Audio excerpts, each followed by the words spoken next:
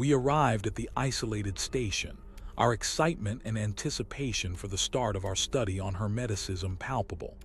The vast expanse of wilderness stretched out before us like an endless canvas, awaiting our discovery. As we stepped off the shuttle and onto the station's worn wooden planks, a sense of unease settled in the pit of my stomach. Something about this place felt off, but I pushed it aside, attributing it to mere paranoia. After all, we had been briefed on every aspect of the station's isolation. Our isolation was supposed to be a blessing in disguise, no outside distractions, no interruptions, and no chance of contamination from the outside world. We were here to focus, to delve into the mysteries of Hermeticism, and to unravel its secrets without interference. As we set up our equipment and began to unpack, our routine fell into place like clockwork. Dr. Kim established a daily schedule, with regular breaks for meals and exercise. Dr. Patel took charge of data collection, meticulously documenting every find. And I was tasked with the more theoretical aspects of our research. But as the days passed, I began to feel an increasing sense of disconnection from the world beyond these walls. The silence was oppressive, a weight that pressed upon my chest like a physical force. Even the station's automated systems seemed to take on a life of their own, creaking and groaning with an eerie familiarity. It was as if we were truly alone, cut off from the very fabric of reality itself. And yet, despite the isolation, our research continued unabated. We pored over ancient texts, debating the finer points of Hermetic doctrine and scribbling furious notes in the margins. Our discussions became more heated, more intense, as we delved deeper into the mysteries of the universe. It was exhilarating, like being on the cusp of a great discovery. But with every passing day, I couldn't shake the feeling that we were being watched, not by any external force, but by some unseen presence lurking just beyond the edge of perception.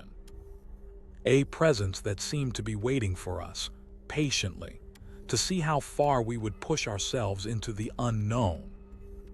As we settled in, strange noises began to echo through the night, and the team started to wonder if they're truly alone. The sounds seemed to emanate from the station's depths, but no one could find the source. At first, it was just a faint scratching, like fingernails on metal. Then the creaking of wooden beams and the groaning of machinery. It was as if the very foundations of the station were shifting, protesting our presence. But whenever we ventured out to investigate, there was nothing. No signs of movement, no indication that anything was amiss. The team gathered around me in the mess hall, their faces illuminated only by the flickering fluorescent lights overhead. "It's just the wind, Doctor," Patel said, her voice laced with skepticism, but I knew better. I'd heard stories about stations like this, how they could pick up on vibrations from miles away. It was as if the station itself was alive and it was trying to tell us something. Or maybe it was just the isolation getting to me. Maybe my mind was playing tricks on me. I pushed the thought aside, focusing on the task at hand, our research. But the noises persisted, echoing through the corridors like a malevolent presence. It was as if we were being watched, waited for, and I couldn't shake the feeling that we were running out of time. The station's silence was starting to feel oppressive, like a physical force pressing down on us. And then, just as we were settling in for the night, the lights flickered and died. The team gasped, momentarily plunged into darkness. When the backup generators kicked in, I saw something that made my blood run cold. While exploring the station's library, the researchers stumbled upon ancient texts that hint at the existence of a mystical realm known as the Somnium. They became fascinated with the idea and started to incorporate Hermetic rituals into their daily routine. The more they delved into the mysteries of the Somnium, the more they felt like they were uncovering secrets that had been hidden for centuries. Dr. Patel, in particular, was enthralled by the concept of a parallel world, one that existed alongside our own but remained invisible to most people. She spent hours poring over ancient texts, searching for clues about how to access this mystical realm. Meanwhile, I became obsessed with the symbolism etched into the walls of the library. The intricate patterns and hieroglyphics seemed to hold a deep meaning, one that spoke of an ancient civilization that had mastered the arts of magic and mysticism. As we delved deeper into our research, our discussions became more heated, more intense. We were no longer just scientists. We were seekers of truth, willing to push the boundaries of reality in pursuit of knowledge. Dr. Kim, our resident expert on Hermeticism, was thrilled by our discovery. He saw the potential for unlocking secrets that had been hidden for centuries, secrets that could change the course of human history. And as we worked tirelessly to unravel the mysteries of the Somnium, I couldn't shake off the feeling that we were being watched, that unblinking eyes were trained on us from the shadows. As they delved deeper into the mysteries of Hermeticism, the team experienced strange visions and auditory hallucinations. Some members began to suspect that the station itself was playing tricks on them. Dr. Patel reported hearing whispers in her ear when no one was around, while I swore I saw shadowy figures darting around the edges of my vision. The team gathered around Dr. Kim as he led us through a complex ritual designed to unlock the secrets of the Somnium. As we chanted and swayed, the air seemed to thicken with an otherworldly energy. The lights flickered, and the shadows on the walls appeared to twist and writhe like living things. I felt my mind expanding as if it was being stretched to its limits. The visions became more vivid, more real. I saw a world beyond our own, a realm of shimmering colors and impossible geometry. And then, just as suddenly, it was over. The lights stabilized, the shadows retreated, and we were left standing in stunned silence. But Dr. Patel's eyes had changed. They gleamed with an unnatural intensity, as if she had seen something that no one else could see. "We've been playing with forces beyond our control," she whispered, her voice barely audible. "We need to be careful." I exchanged a nervous glance with the rest of the team. Had we crossed a threshold from which there was no return? Was the station still playing tricks on us, or had something more sinister taken hold? The researchers started using equipment designed to detect paranormal activity, but the readings became increasingly erratic. It became clear that something was amiss, but no one knew what. The data began to pour in, a steady stream of numbers and symbols that seemed to pulse with an otherworldly energy. At first, we thought it was just a glitch, a minor technical issue that could be fixed with a software update or a reboot.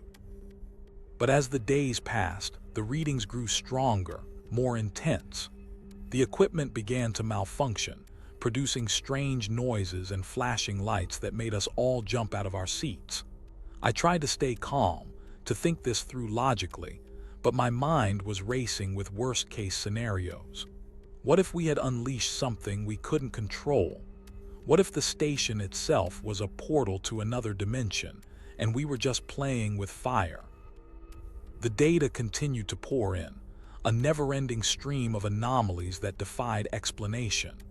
We worked tirelessly to analyze it, to make sense of it, but every door we opened led only to more questions.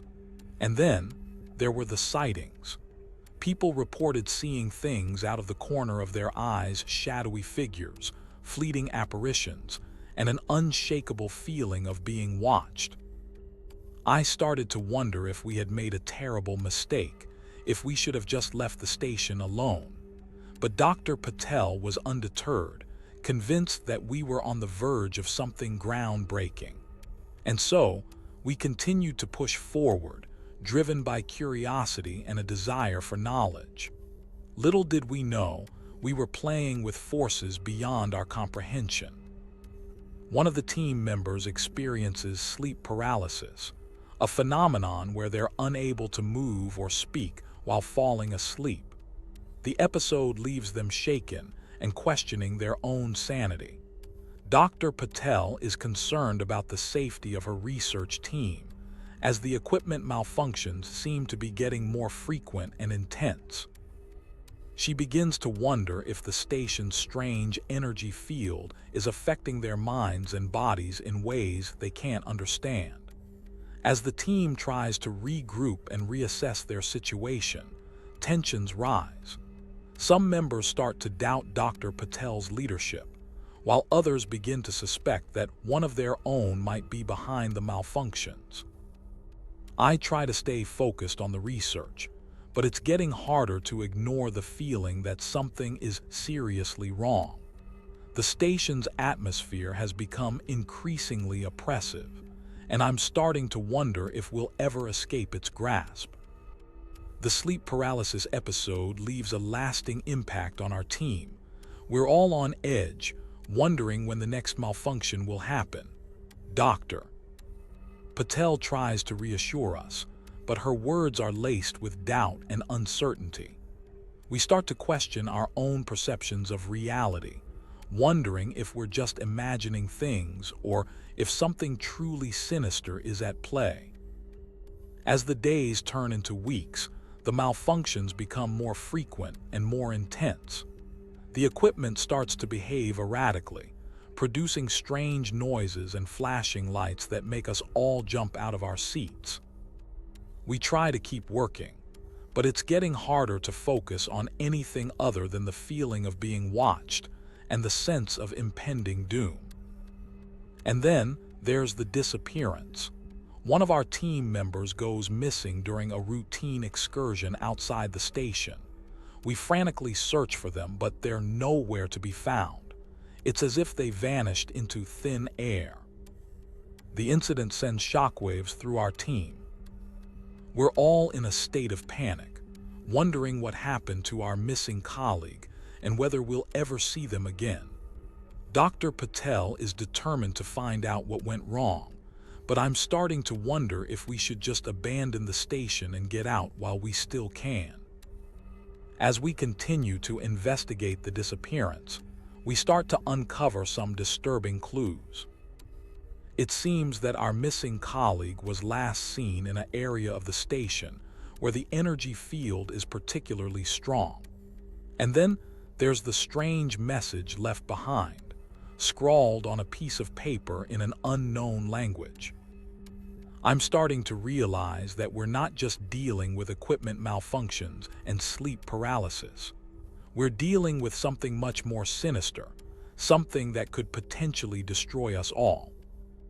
The researchers are awoken in the dead of night by an eerie message that seems to be appearing on their personal belongings and computer screens. The messages appear to be written in an ancient language, but none of us can decipher their meaning. At first, we're dismissive, thinking it's just a prank or a glitch, but as the messages continue to appear, we start to feel a creeping sense of unease. The words are always the same. They will never leave. They seem to be a warning, but about what, we have no idea. Some of us try to brush it off as mere paranoia, but I know that something is off. The messages are too real, too deliberate. It's as if someone or something is trying to tell us something. Dr. Patel tries to investigate further, but the more she delves into the mystery, the more obscure the messages become. She starts to suspect that our equipment may be malfunctioning, but I know it's not just a technical issue. There's something more sinister at play here. As the night wears on, the messages continue to appear, each one more cryptic than the last. The darkness will consume you, reads one message, while another warns of the ones who wait in the shadows. It's as if we're being stalked by some unseen force, and I'm starting to wonder if we'll ever be able to escape its grasp. I try to stay calm, but my mind is racing. What does it all mean? Who or what is behind these messages, and what do they want from us? The silence in the station is oppressive, punctuated only by the soft hum of machinery and the occasional creak of the metal walls. It's as if we're waiting for something to happen, but we have no idea what. And then, just as suddenly as it began, everything goes black. The messages stop appearing, and an unsettling stillness falls over the station. We're all left sitting in darkness, wondering what will come next. The team's obsession with the metaphysics of their situation grows as they begin to uncover hints of a dark presence lurking within the Somnium. They become convinced that they're being watched by unseen forces. Dr. Patel tries to reassure them that it's just their imagination playing tricks on them, but deep down, I know she's starting to feel it too. The messages continue to appear, each one more cryptic than the last. Some of us try to decipher their meaning, while others simply try to ignore them. But as the days go by, the messages become more frequent and more intense. It's as if whatever is behind them is trying to communicate with us, but in a language we can't understand. I start to feel like I'm living in a nightmare. Every time I turn around, there's another message staring me in the face. The darkness will consume you, reads one. You will never leave, says another. It's like we're trapped in some kind of psychological loop, and I don't know how to escape. Dr. Patel tries to keep us focused on our research, but it's getting harder by the day. We're all too busy trying to survive the constant barrage of messages to think about anything else. And then there's the feeling that we're not alone in the station.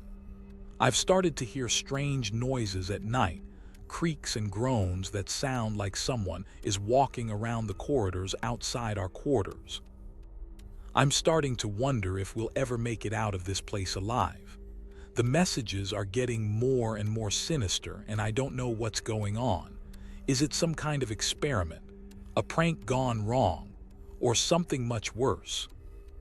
As the days turn into weeks, our team becomes more and more fragmented. Some of us start to suspect that Dr. Patel is hiding something from us, while others think she's losing her mind. I'm not sure what's real anymore. Is it just my imagination playing tricks on me, or is there really something out there watching us? I don't know if I'll ever be able to find the truth. As the researchers delve deeper into the mystery of the Somnium, they start to experience vivid and terrifying nightmares. The boundaries between reality and fantasy begin to blur, and some members of the team start to suspect that one of their own is behind the disturbances. At first, it's just a feeling of unease. Dr. Patel starts to notice that her equipment is malfunctioning more frequently than usual, and she can't shake the feeling that someone is tampering with it from the shadows. She tries to brush it off as paranoia, but deep down, she knows that something is off. Meanwhile, I start to experience strange visions during my sleep. I see dark corridors and twisted creatures lurking in the corners of my mind's eye. It's like my brain is trying to tell me something, but I'm not sure what. As the nights go by, the nightmares become more intense. We're all waking up with dark circles under our eyes, our skin pale and clammy. The messages continue to appear, each one more cryptic than the last. The darkness is coming, reads one. You will never wake up, says another. Some of us start to suspect that one of our own is behind the disturbances. We're all so tired and paranoid. It's hard to tell what's real and what's just a product of our own fevered imaginations. But as we look around at each other, I see something in their eyes that makes my blood run cold. It's a glimmer of recognition, a hint that they know more than they're letting on. And then there's the way they move, like they're being pulled by some unseen force. It's as if they're not in control of their own bodies anymore. I start to wonder if we'll ever be able to escape the Somnium. Is it a prison, or is it something more? And what's behind the messages anyway? The darkness closes in around us, and I know that we're running out of time. We have to find a way to uncover the truth before it's too late. But as I look around at my team, I'm not sure if I can trust any of them. Can I really rely on them to help me survive this nightmare? As the tension builds, the team discovers a hidden chamber deep within the station's core.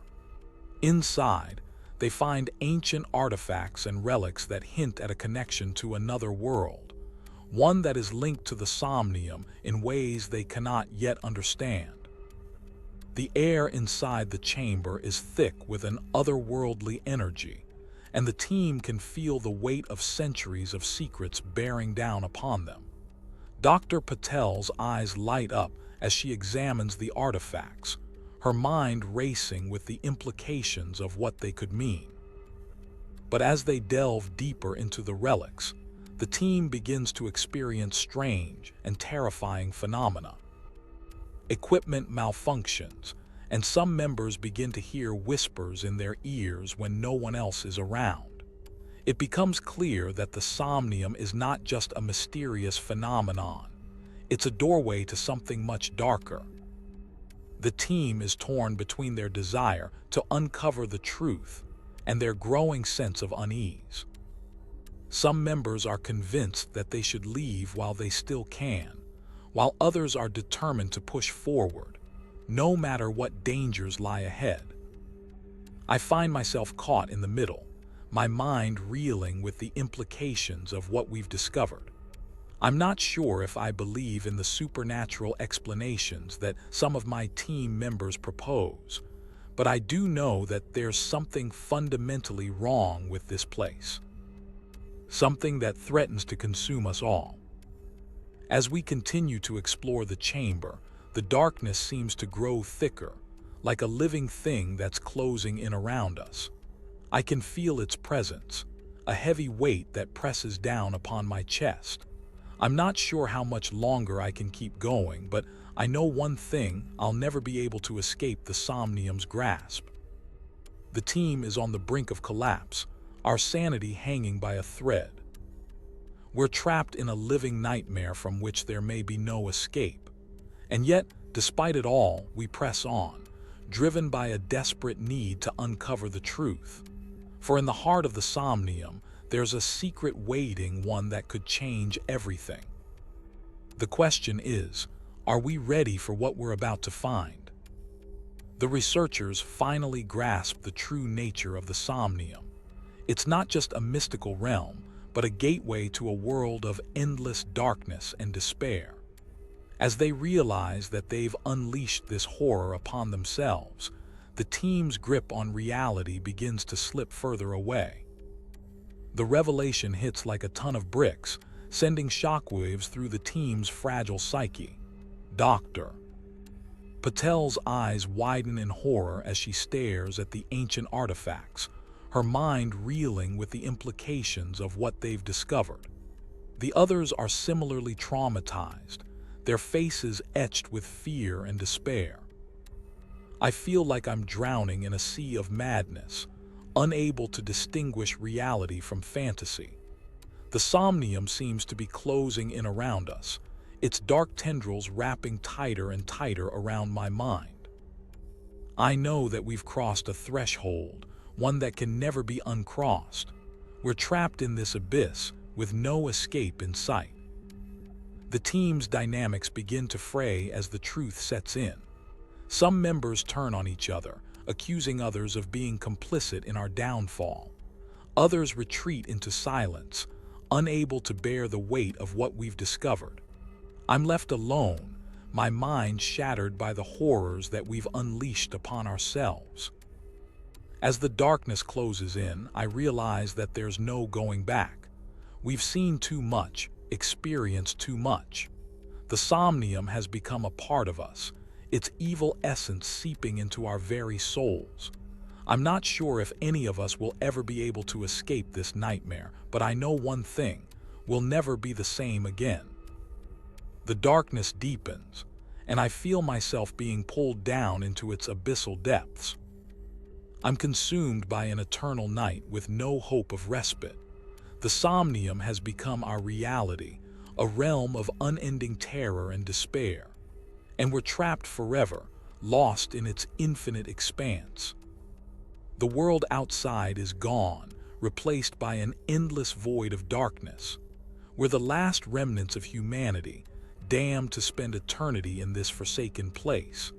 The Somnium has become our home, a realm of eternal shadow and despair. I am left alone, surrounded by an eternal silence. The darkness closes in around me, and I feel my mind being consumed by the Somnium's dark energy. I'm no longer sure what's real and what's just a product of madness. My thoughts are fragmented, my memories disjointed. I try to hold on to what's left of my sanity, but it's slipping away from me like sand between my fingers. I'm trapped in this endless abyss, with no escape in sight. The Somnium has become my reality, and I'm powerless to resist its pull. I feel myself being drawn deeper into the darkness, further and further from the world I once knew. As the silence closes in around me, I realize that I'm not alone. There are others out there, trapped in their own personal hells just like me. We're all just echoes of our former selves, haunting the ruins of our own minds. And yet, despite the overwhelming despair, I feel a twisted sense of peace. It's as if I've finally found what I was searching for all along, a sense of release from the burdens of my own sanity. I'm consumed by the Somnium and it's taken everything from me. But in its place, I've gained something far more valuable: eternal darkness, absolute silence, and a freedom from the shackles of my own mind. I am no longer human. I am the Somnium. And in this endless void, I have found home.